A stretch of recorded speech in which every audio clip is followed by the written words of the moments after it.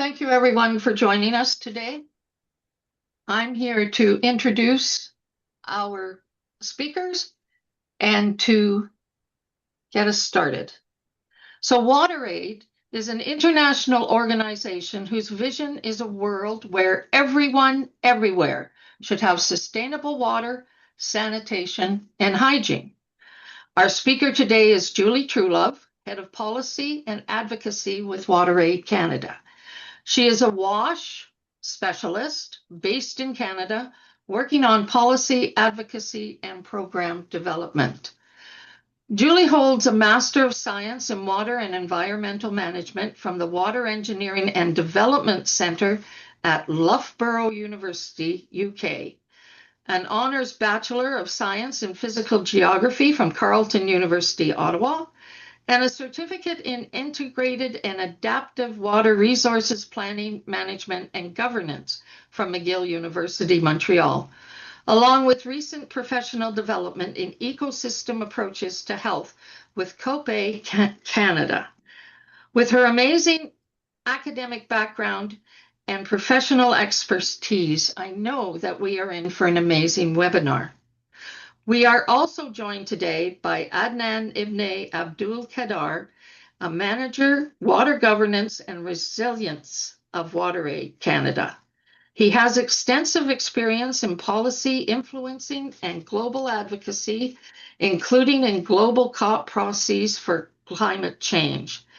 Adnan's recent positions include climate and water governance specialist and climate change focal for WaterAid South Asia region and advocacy lead for WaterAid Bangladesh. Adnan holds a Bachelor of Science in Environmental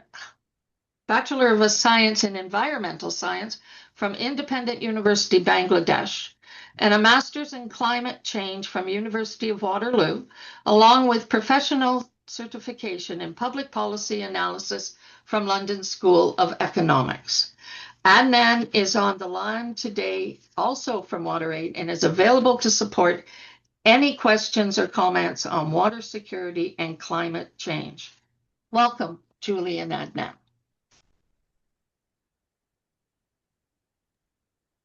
Thank you very much. There she is. Can you see me? Okay. Okay. Sorry, can I just quickly jump in, Julie? Sorry about this. We didn't tell you. If you have questions, please, that was what Gail was going to do. Please put your questions in the chat and we will come to them. And Sandy and Sandra are going to be monitoring them for us. Sorry, Julie, go ahead. That's fantastic. Thank you so much, Ray. Really, thank you so much for having us on the session today with you. We're really thrilled to chat with you and hear all your comments and questions and ideas for how you want to advocate for WASH this year. It's really an important year for water, sanitation, and hygiene through 2026, which we'll talk about. So really, we're absolutely thrilled to be speaking with the GRANS Network. I'm going to share my screen. So I hope, so I'm hoping that you can see that. I'm not able to see the chat while I'm sharing my screen. So if there's anything, we will take a couple pauses for questions, but if there's anything specific in the chat, if Ray or Janet could just flag it to me, that would be great. So yeah, so we're with WaterAid Canada, as was already mentioned, and further to what Ray's already said, we're a global non-governmental organization with the unique focus on water, sanitation, and hygiene, and this global vision of reaching everyone, everywhere. And within that, we have 4 strategic aims: one for universal access to safe WASH services. 2 is on health and WASH integration. 3 is on climate resilience related to WASH interventions. And the 4th is on quantity and quality of financing to WASH. Then here in Canada, we also have our own strategy here in Canada, and it's built around these 4 levers for change, around inspiring Canadians, enabling sustainable, climate resilient, innovative program design and resilient solutions, empowering women and girls, and also the influencing decision makers, which is very much part of how we came to connect with you today as well around the influencing work. So this is a quick snapshot. I'm sorry, I hope that shows up okay. It looks a bit funny on my screen. This is a snapshot from our website in terms of the countries where WaterAid operates. So we currently have programs in 22 countries around the world. Plus we have, I think it's eight countries that are donor fundraising advocacy countries like Canada, the UK, Sweden, and so forth. The ones with the yellow stars, those are ones that WaterAid Canada has current or recent programs that are largely funded through Global Affairs Canada, but we do have some other foundation donors as well. And so before we go too far ahead, I wanted to provide a few definitions because when we talk about water, there's so many different aspects of water that we could be talking about. And so I wanted to give a bit of a framing from where WaterAid approaches this and what we're looking at in the terms that we'll use in the session today. So when we talk about water, sanitation, and hygiene, we're really looking at it from the point of basic human needs. So it's the center of that circle that you see. And this is what we know of as the need for water and toilets and hygiene and hand washing and, that foundation of public health.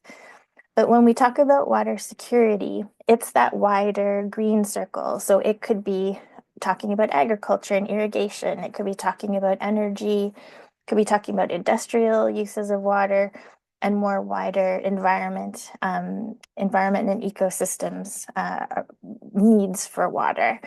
And so when we talk about water security, it's really looking at that sufficient quantity and quality of water for that whole big picture, including wash, but in a given context. So they're quite different connotations, I guess, to each and the meaning of each when we talk about wash versus talking about water security.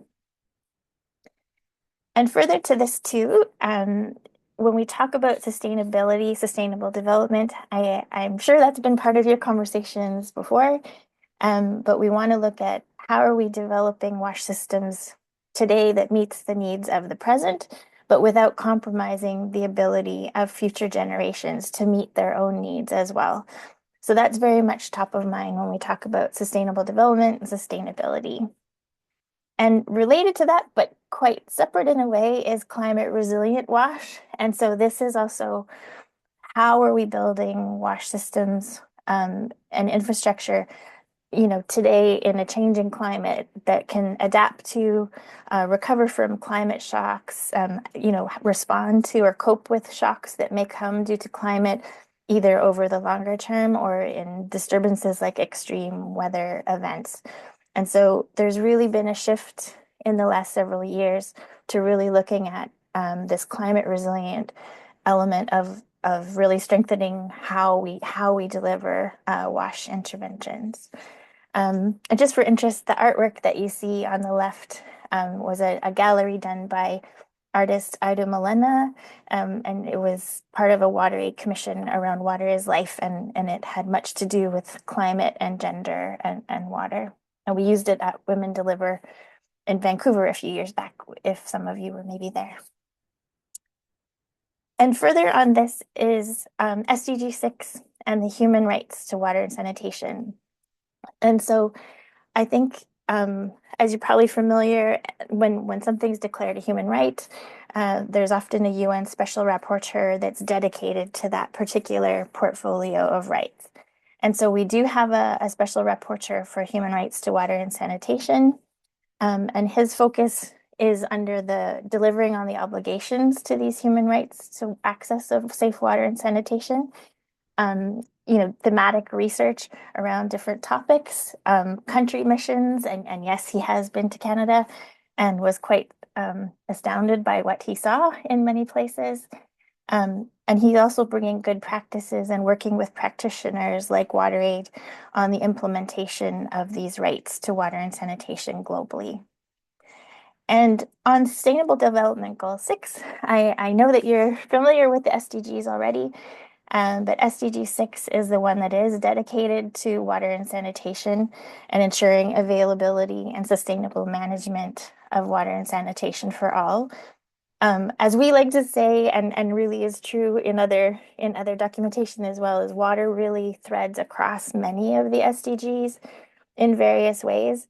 But SDG 6 is the one that has unique targets specific to WASH and water security, and dedicated targets for wastewater and sanitation and so forth. The status of SDG 6 is considered to be significantly off track, especially for sanitation, which often lags quite far behind in the WASH sphere of work.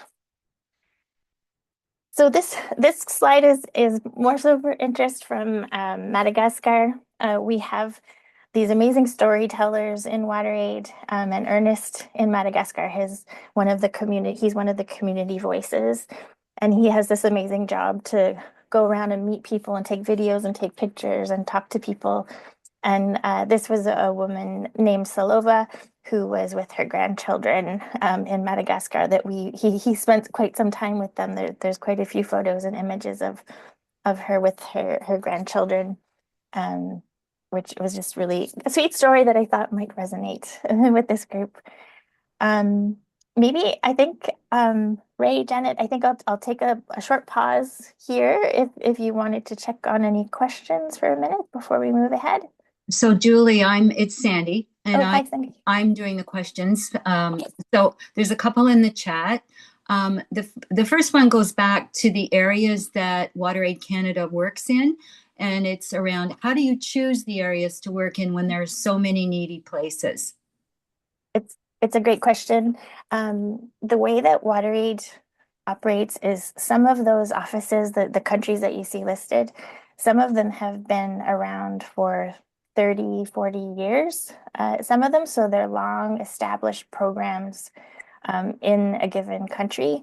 I must say, from where those originally were established 30, 40 years ago, I don't know exactly. WaterAid largely came out of the engineering industry in the UK, and it probably connects strongly with some of the premise of the engineering origins of WaterAid. We do tend to work in countries that are more secure. We don't have a humanitarian or emergency relief mandate. And so the countries where we work, it's really more focused on sustainable development of WASH rather than emergency response. So that does factor into where we operate and where we continue to operate or not at times. There's been times where an office maybe would have to um, um, shut down if it's not one that WaterAid can safely operate and deliver our core mandate for sustainable development. So a quick follow-up to that question. Yeah. Are you working with nonprofits on the ground in those countries or with governments or both? It's really both. It's really both. It's part of our system strengthening work that we do work alongside government, whether it's, the water ministries or water and environment, the health ministries. We do work closely with them. And it is also there is many local partners and local community-based organizations or NGOs locally that it's a real combination of how we work on the ground, but then also the advocacy that's done in the country with government and influencing even up to national level decisions and engagement on WASH as well. So it's quite a spectrum of engagement across both, really. Great, thank you. And another question, would you elaborate, re the UN rapporteur's surprise with what he saw in Canada? Well, so I'll put a link afterwards in the chat. There's a CBC article about what he reported on after, and there's a short clip video clip of him from that time that I found last night when I was refreshing my memory on this, and he was really emphasizing that how outside of Canada, it's not well known that First Nations in Canada would have the conditions for water and sanitation that they have in Canada. And so I think it was a surprise to him to see firsthand the conditions for water sanitation in First Nations communities that he visited, and then I think for him learning more about how that came to be through Canada's history and truth and reconciliation. And so I think it was, it's a good thing for the issue probably to get his eyes on it, and but recognizing the challenges that people outside of Canada don't necessarily see that are happening here as well. And a very good wake-up call for some people too, as well, right? There's a question then, just following up on that, because of the lack of safe water and sanitation in Canada's north is so bad. Do you work there? We do not implement programs there, and it's something that we've been batting around for a long time in terms of what could be WaterAid's convening role around water issues in Canada. We're cautious of what our mandate is around, like there is mandated roles for infrastructure in Canada, which NGOs do not have a role in those mandates. So that is something that we can't change that necessarily, but we can certainly be doing advocacy and education, and which is what we're looking towards in the future, but we have not done so yet. No. Okay, thank you. I think we should proceed now with your presentation. Okay. Great. Thanks, Lilia. Great questions. So when we talk about all these many different factors around WASH, at WaterAid Canada, we've tried to group these things into pathways to kind of make sense of it in a way that people could follow along and see how we see these main pathways being so central to why WASH is so important. And so we have the pathway 1 is this universal access, SDG 6 and human rights. Pathway 2 is on health of people and planet for future generations. Pathway 3 is resilience to climate change. Pathway 4 is on gender equality and women's empowerment. Pardon me, sorry. And pathway 5 is this whole of government and whole of society approach. And so we'll dig into what each of those mean. There's quite a bit of text on some of these slides, so I'll just summarize it, but they'll be available for you to read through afterwards in more detail if you wish to. So pathway 1, we know that WASH is a no regrets intervention for people everywhere. We know enough to know that it works, and so there shouldn't be so many questions anymore as to why it hasn't happened yet. We know that 1 in 10 lack even basic water services, and almost 1 in 5 lack basic sanitation, including a decent toilet. The human rights to water and sanitation and the targets of SDG 6 are universal, and as we were just talking about, it applies to everyone everywhere, including to the inequalities in Canada as part of truth and reconciliation. And when you hear from the SDGs that premise of leave no one behind, this really hits home for water sanitation because there is stark inequalities and what that means in people's lives. And the report that you see there is from the UN Special Rapporteur on Indigenous people's issues around WASH. And so there's a link to that as well for further reading. So pathway 2, this is on health of people and planet. And so how we've tried to group this is around both WASH and healthcare facilities for people, but then also these other aspects of the planet and ecosystems and food systems and so forth. And so it's a critical factor that 1 in 10 healthcare facilities globally have poor toilets or none at all, or working places for people to wash their hands. And this also meant that 16.6 million women in least developed countries give birth in healthcare facilities that have inadequate wash. It would only cost about 82 cents Canadian per person per year to address this. And also, we know that water is central to sustainable food systems, including nature-based solutions for agriculture. So when you talk, someone was mentioning snow and the farmers being happy about the snow, and that's exactly right in terms of the runoff from farm and agriculture. What's the quality of that water that's running off, and also the quantity available for wash services versus these other demands for water. And also, we know that inadequate access to water reduces food security. So there's time spent collecting water, there's money spent buying water, and less buying of food. The needs for water to wash and boil and steam food safely, and also emergency food supplies often require safe water to be added for the food to be eaten as well. So pathway 3 is resilience of people to climate change.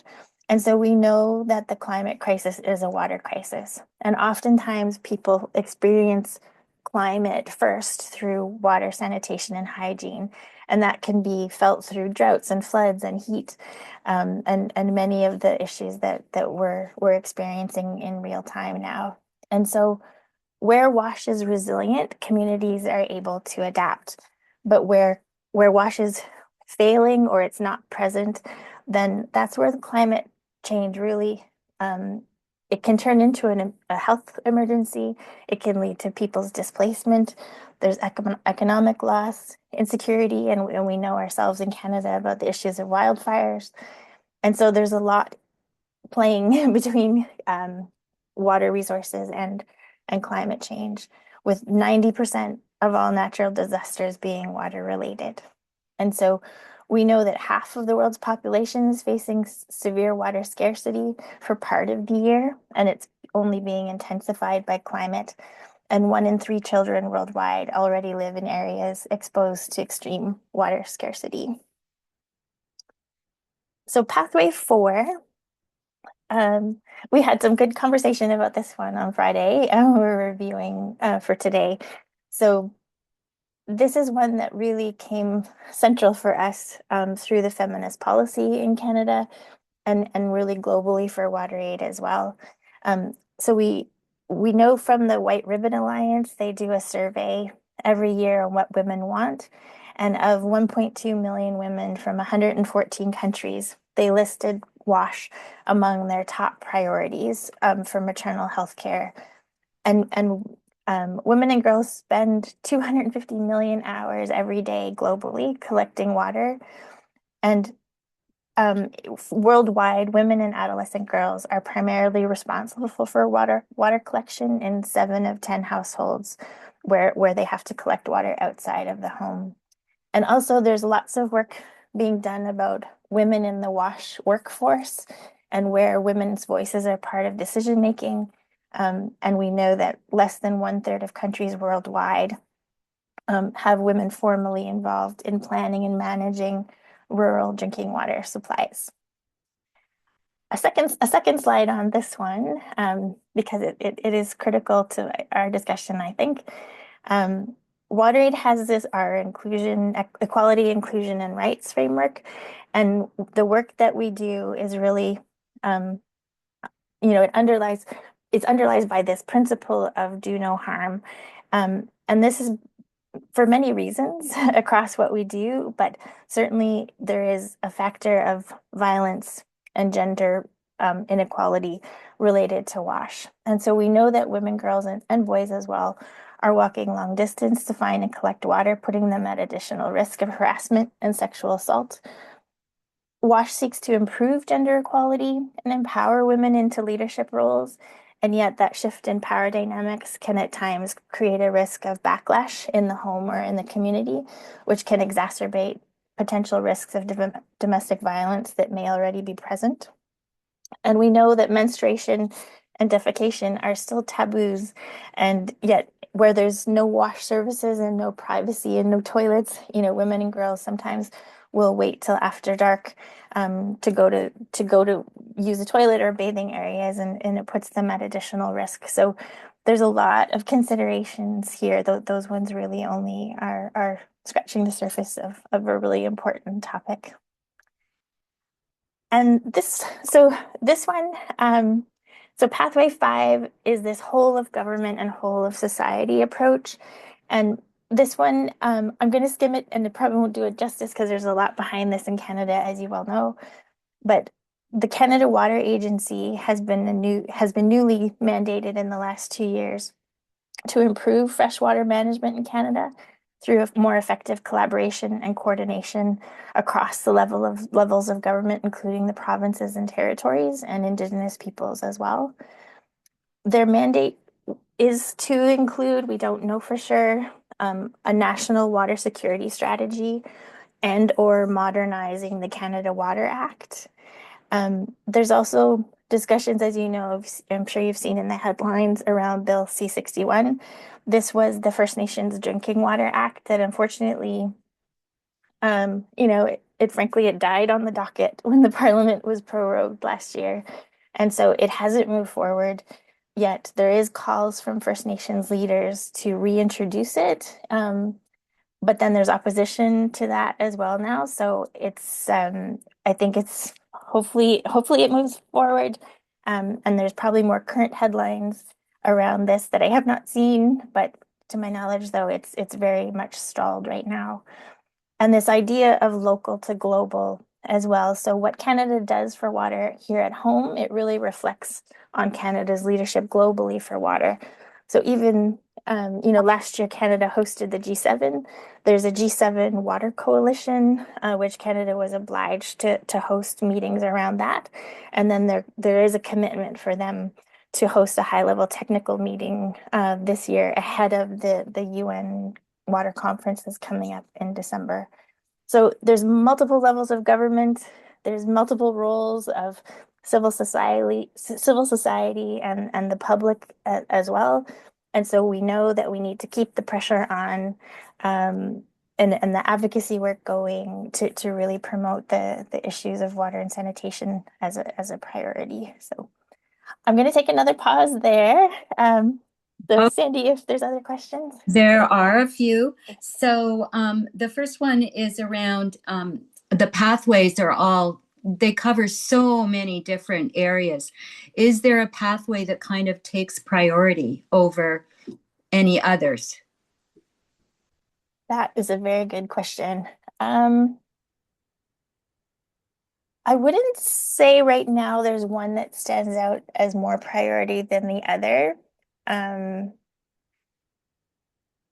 would say this Pathway 5 speaks to more how we work, whereas probably the other ones are more about the substance of what we're trying to do specifically around our programs and advocacy. I think the issues of climate change, even though it may disappear from the headlines, I think it's very much present in what we need to address. And I do think there's also really priority issues around gender equality and women's health that run the risk of moving down the priority list if we don't keep talking about them. So those are probably my personal ones more so than organizationally, but those are the ones that stand out to me, though. Thanks. So another question about actually operationalizing the pathways is around the fact that with the withdrawal of the United States in a lot of aid-related issues, and with our own country more turning inward and people turning inward, how, I guess, would you suggest we kind of get people on board? Right now, I think we're speaking to a lot of people who really believe that we need to do this globally, but what the challenge is getting people who aren't so committed to understand what the global issues are and how it might impact on them. Yeah, this is an essential question. Yeah, certainly the withdrawal of the US from many UN level agencies and aid, they were a massive donor and a massive leading voice for water. They actually have one of the better global water strategies, which was celebrated, only a few years ago when it came into being. And so I know that there's colleagues of ours working within the US to ensure that that stuff doesn't disappear. There's people that have recreated sort of the library of water documents that came from USAID. And so I think there's people working to make sure that it doesn't disappear. I think here in Canada, um, we're at a pivotal time because I think people look to Canada for water. We have this reputation of having lakes and rivers and this beautiful place to be and lots of waters in the Great Lakes. And we need to start paying attention to that and protecting what we have because of both for using it well, but then looking to the future of what changes may come, whether it's through water governance or climate change and what have you. There's a lot. So I think exactly the conversation we're having today around advocacy, and drawing attention for people that maybe don't want to pay attention or haven't paid attention to this issue. I think advocacy and communications and just talking to people and MPs is a huge step that we need to keep pushing on that. So Great, thank you. Let's continue. okay, I'm just looking at the time too. Okay, so for our advocacy in Canada, there's no formal WASH network per se, but the logos that you see on there are some of the partners and organizations that are in our networks that we often come together to do joint statements on WASH. We've done events, and the statement from last year around the G7, and we do belong to other sector coalitions like the Food Security Group. There's the C4D, the Climate Group, and CanWatch for Health. We belong to those networks and try to bring WASH into those networks, and I know the GRANs have been active with some of those as well. And so, to my point earlier about the importance of 2026, the March 22nd is World Water Day every year, and this year's theme is gender equality. SDG 6 will be assessed in the summertime. November is World Toilet Day, and I should have mentioned COP 31 as well. But in December is the UN 2026 Water Conference, and globally, and Canada included, they're really looking to sort of culminate in December at that UN conference. There's even preparatory meetings this week in Senegal where the Canada Water Agency is participating as well. And so we really want to work towards advocating for Canada's leadership at that conference, and even let's get Prime Minister Carney to go to the conference and talk about water in December. So it's a really critical year for all of those reasons. And so we're literally looking at digging into what the GRANs might be interested to do. And in talking with my colleagues in the UK and globally, and here in Canada as well, there is this Women's Health Global campaign that we wanted to share some information about because it's very much one that is ready and waiting for partners and allies to get behind the campaign. And so we know that it's going to be operating in 8 countries so far where WaterAid operates. And so there's strategic partners and networks in each of those countries that are joining forces, especially women championing women's voices. We have global influencers and some films that are part of it. And there's other, what they call global hand raiser actions around social media. There's water drop postcards and a petition and all of that. And this will launch in March through the Global Week of Action leading up to World Water Day. And so this campaign, the mission is around making healthcare safer for women and girls by calling on governments to provide WASH to health centers everywhere. And it's primarily focused around championing clean, safe births for every woman and girl as our way to get there. And the vision behind this is by 2028, there'll be a movement led by women and allies, which will have made the lack of WASH in healthcare facilities impossible to ignore. And it's leading to tangible policy changes around this and funding to WASH in healthcare facilities. This from another one of our storytellers. This is Elizabeth in Zambia. and she's looking at as well as like if she had a chance to speak with the president, she would share with him the trouble that it causes of lack of water in healthcare facilities and how difficult it is for women to seek healthcare. The campaign name, it's only just this morning even that some of the more details are coming out about the campaign, but they're looking at time to deliver as the key line of the campaign, I guess you could say. And they've been testing this already in Ghana and Malawi and UK. And so the messaging is pretty much confirmed. Just this is a sample of the design. But the big ask is kind of what we were talking about already in the pathways as well as, you know, having every healthcare facility having clean and safe water. And yet every 2 seconds, a woman gives birth in a facility without adequate water and sanitation. And it's time to deliver in the 9 months between March and December for the UN Water Conference to bring have every political leader bring a plan in December to ensure wash and healthcare facilities is achieved by 2030. And again, the campaign timelines is launching in March of 2026. And then it'll be hosted through the Global Week of Action, and WaterAid is hosting, but we certainly want everyone around the table to be part of this. And then this big push, they're calling it, between now March and the UN conference in December.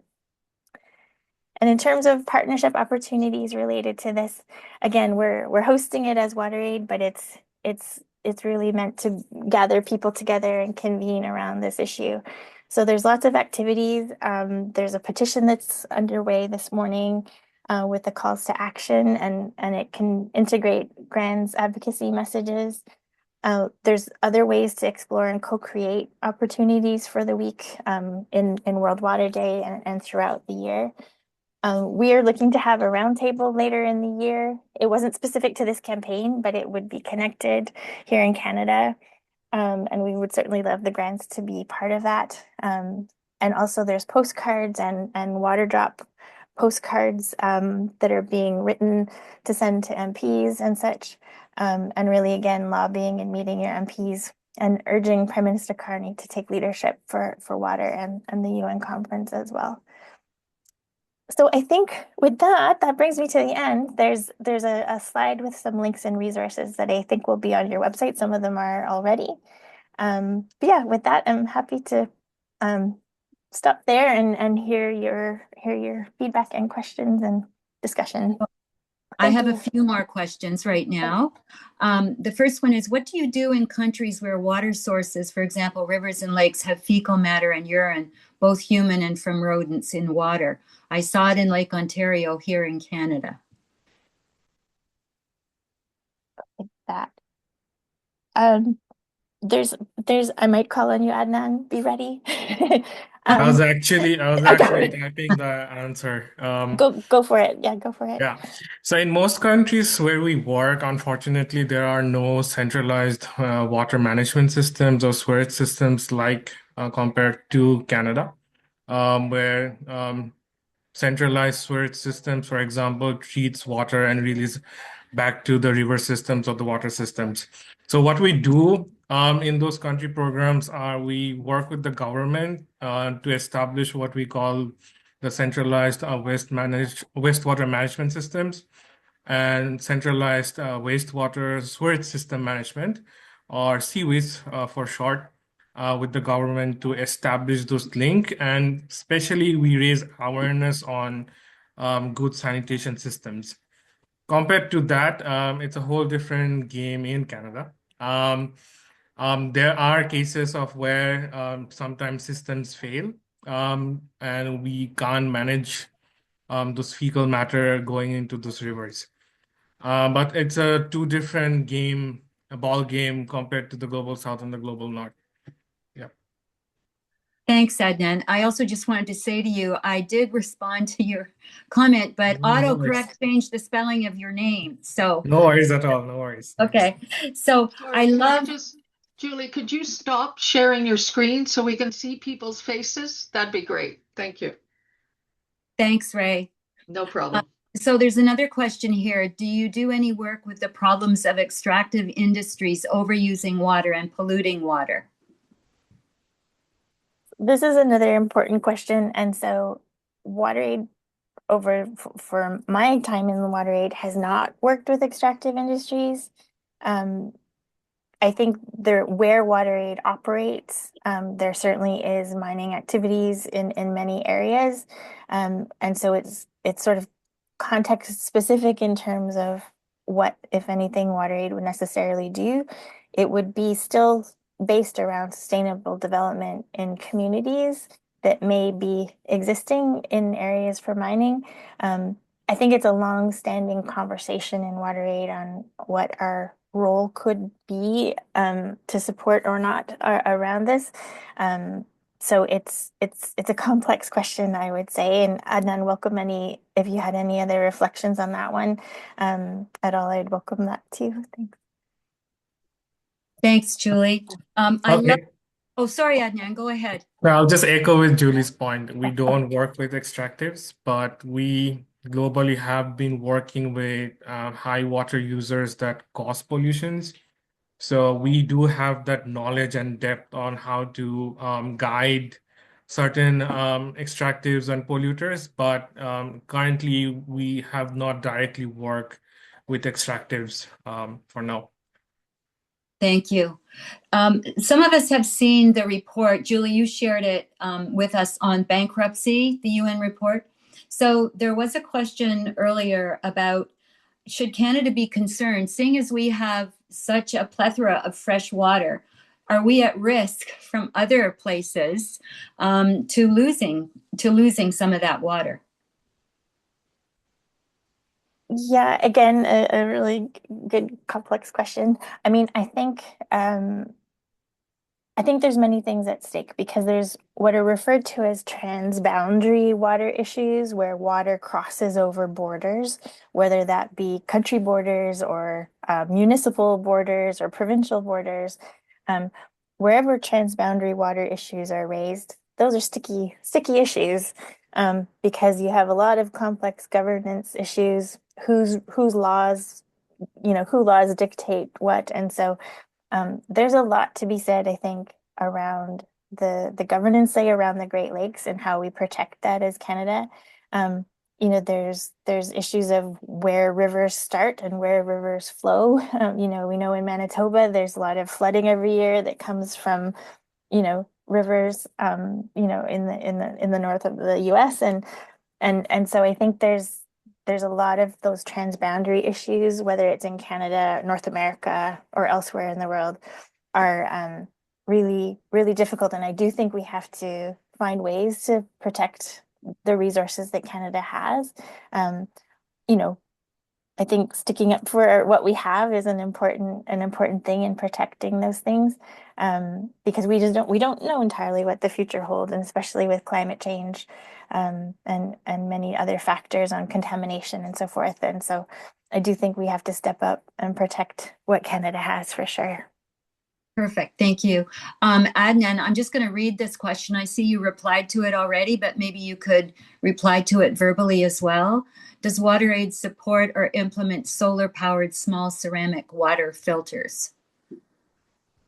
Yeah, we do work with solar power, not specific to ceramic filters, but other kinds of filter. And I was looking for links to put it in the chat. So we work with RO, pond sand filters, drop down, drip down water systems. There are other forms, but not directly ceramic. But there are good examples of solar powered pond sand filters, for example. Great, thank you. And another question, are we in Canada using successful methods for desalinating water? I'm not sure whether that's Adnan or Julie. Well, I'm not sure either. I don't know what we use in Canada around this, I'm sorry to say. I know it's very expensive. Desalination tends to be very expensive. So the ways it's probably not used enough in Canada. I don't think we've had to go there yet necessarily with other freshwater resources that we have compared to some places in the world. I don't know, Adnan, if you had other thoughts on that one at all. We Canada works on innovative smaller scale desal plants, but for example, I'm assuming the question stems from places like Dubai or Egypt, where they use large scale desal plants. Canada doesn't. So I can say for sure, but exactly what kind of tech we use, I unfortunately don't know that answer. But WaterAid does RO plants in specific coastal areas where salinity is very high. And again, that's small scale intervention that mostly focuses on the people who runs the technology rather than the technology itself. So if I take a minute to explain that, we make sure that the people who are usually below poverty level or don't have access to proper education, we ensure that they know how to run those technologies we support. So it's not just a matter of providing technology, it's also about thinking about sustainability and long-term use. So a smaller scale desal plant is something WaterAid focuses on. Great, thank you. And then how could we help teachers here in Canada and elsewhere help learners understand the problems around water, both here at home and internationally? It's a great question. And kids and youth, can be the best advocates sometimes because they bring information home and what they learn at school. And I know in some organizations they have whole curriculum packages. I'll give a shout out to Ryan's Well. I used to work there, but they always work with school boards around building water issues into school curriculums, and then special activities and such that can help kids learn more about water. And so things like that are really building it into the curriculum, or kids clubs and so forth. I think there's lots that can be done there. I know Sharon, one of our colleagues, there's a few schools that he's visited in the last few months as well, just to talk about WaterAid and talk about these issues. And so I think getting that into the hands of teachers and students. There's a lot of youth movement around water. There's an agency in Montreal that does the youth parliament for water as well globally, and bringing youth into those dialogues. And so children and youth really we're counting on them for the future of these things as well. So bringing them along however we can, and the people who support them and influencing them on channels like social media.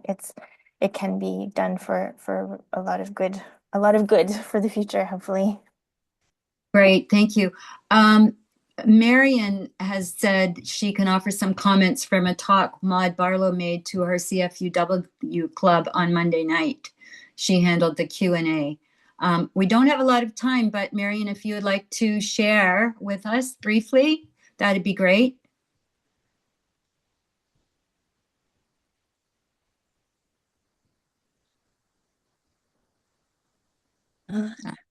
Marion? Yeah, I was trying to unmute. Okay, I'm unmuted. Okay. If you could just quickly let us know, and then we'll move on, because I think we're running out of time here. Okay, it was just some comments. First of all, Maud Barlow, who was the sort of doyen of advocating for water, has a new book coming out in May. It's called the beginning of May, Earth for Sale: The Fight to Stop the Last Plunder of the Commons. And this is the latest in about 20 books she's written. One was with Elizabeth May about water and defending the topic of her talk to our club was defending the water.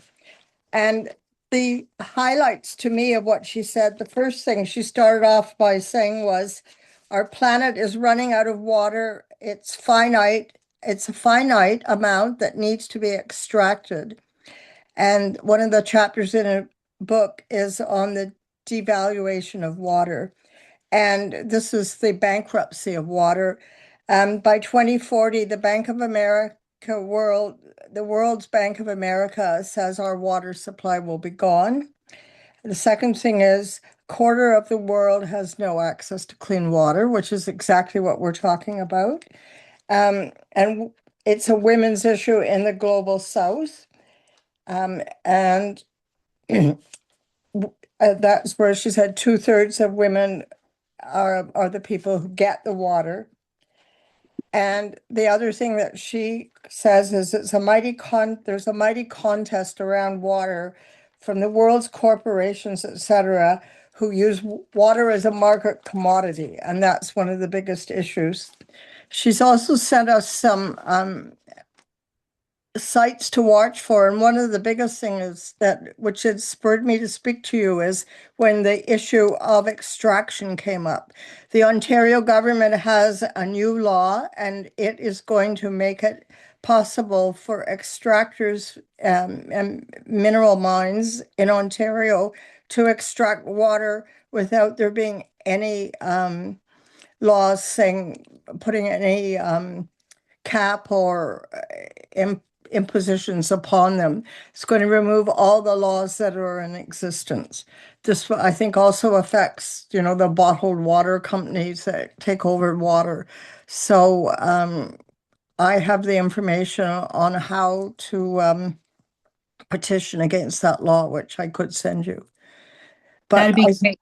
suggest that getting in touch with Maud Barlow, the Council of Canadians, which it's kind of one step up from what we're talking about. It's the real advocacy for water, but I thought I should share that with you while we're talking about it. That was really helpful. Thank you. We're just getting ready to wrap up, and I just wanted to share what Ruth wrote.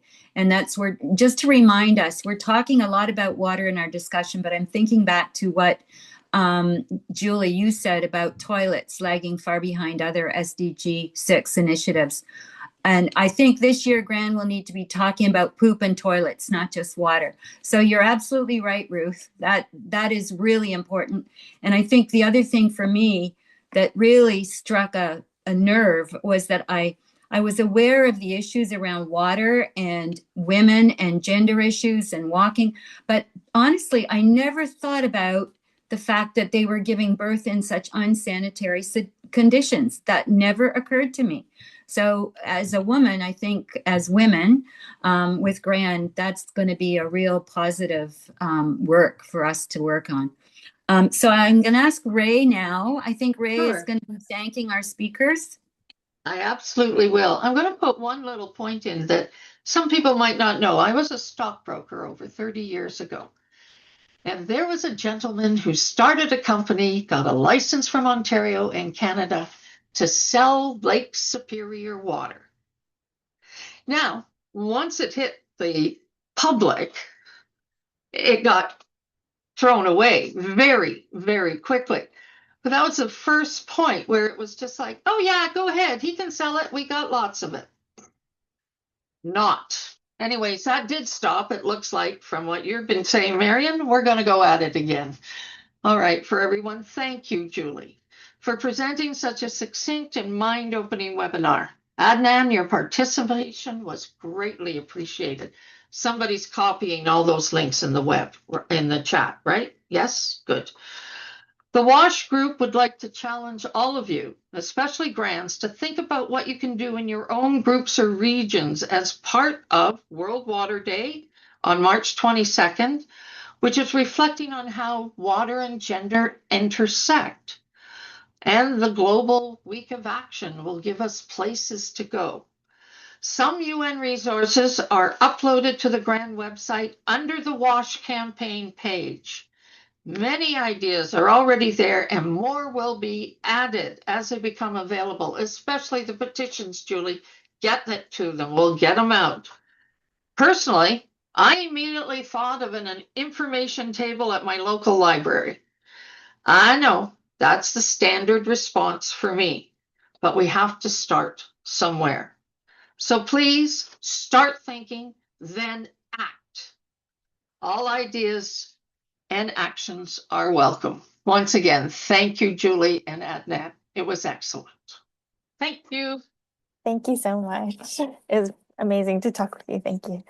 Thank you, It was everyone. great. It was great. And I'm just going to say the recording will be up on our GRAN website under learning events as soon as possible. And Julie has shared her slides with us. So those will also be up under resources on the WASH campaign page. So as things are available, we're popping them up there. So please don't be strangers to the WASH campaign page on the GRAN website. Thank you again. Thank you, everyone. Thank All you. right. Okay.